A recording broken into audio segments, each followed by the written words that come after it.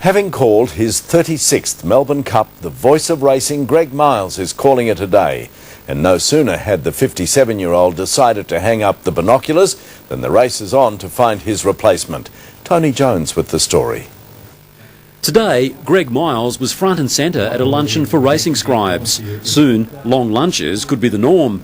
After 36 years of broadcasting, clear then from Evans and then came Kildini. Miles will call his final race when his contract expires next June, a decision he made before the spring. I said to the heavies at Racing Vic, this will be my last spring. Fortunately, it went well.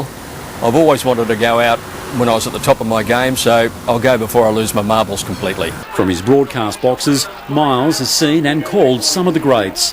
The Kaibi Divas' 3 Melbourne Cups are hard to beat. Champion becomes a legend. But nothing beats this little lady. But this is brutal power, wrapped in an elegant machine. The standout will be Black Caviar, because that mystique of being unbeaten, and she transcended racing. People who had no interest were wanting to know what Black Caviar was up to. As blessed as he was to have witnessed those champions, Miles is just as honoured to have worked alongside some of our great callers. When I first got interested in racing, the 3 golden voices were there: Bill Collins, Bert Bryant and Joe Brown. So the search is now on for the next Greg Miles, and who knows, it might be one of these 2 aspiring callers.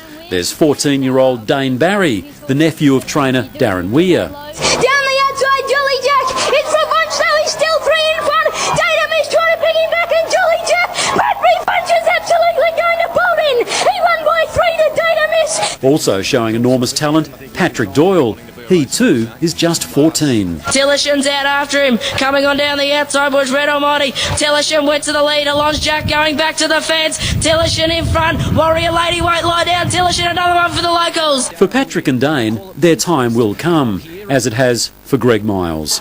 Come June next year, he'll sign off. Streets ahead of the field. In fact, miles ahead. Tony Jones, 9 News. What a great story. And now here is Tony in person with sport. Thanks, Pete. Good evening again. Well, coming up tonight, we're live to Adelaide ahead of Thursday's 3rd test.